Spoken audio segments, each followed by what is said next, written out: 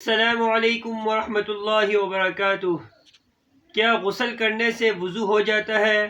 میں نے اس بارے میں کئی باتیں سنی ہیں کہ غسل کرنے سے وضو ہوتا ہے، کوئی کہتا ہے ہو جاتا ہے، کوئی کہتا ہے نیت کرنا ضروری ہے۔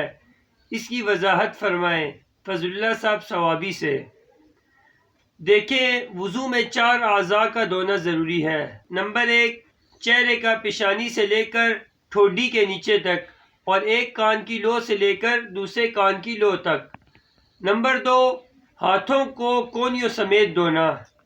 نمبر 3، چوتھائی سر کا مسح کرنا۔ اور نمبر 4، پاؤں کو ٹخنوں سمیت دھونا۔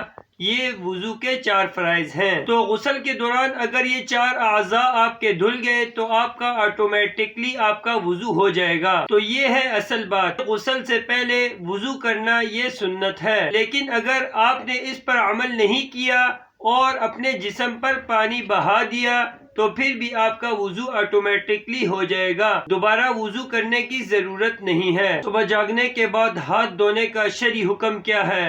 آج کل نلکے سے ہاتھ دھویا جاتا ہے، تو کیا ہاتھ دھونے کے بعد نلکے پر پانی بہایا جائے گا کہ نہیں؟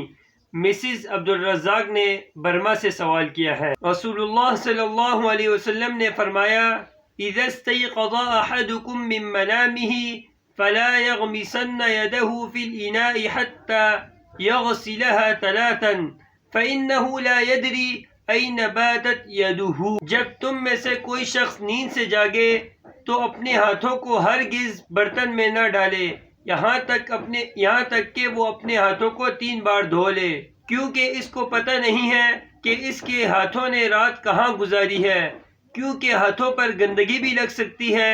اس لیے رسول اللہ صلی اللہ علیہ وسلم نے ایسا فرمایا۔ یہ تو اس وقت ہے کہ آپ بالٹی میں ہاتھ ڈالیں یا کھلے برتن میں ہاتھ ڈالیں تو یہ پانی ناپاک ہو جائے گا۔ برتن سے مراد پانی کا برتن ہے۔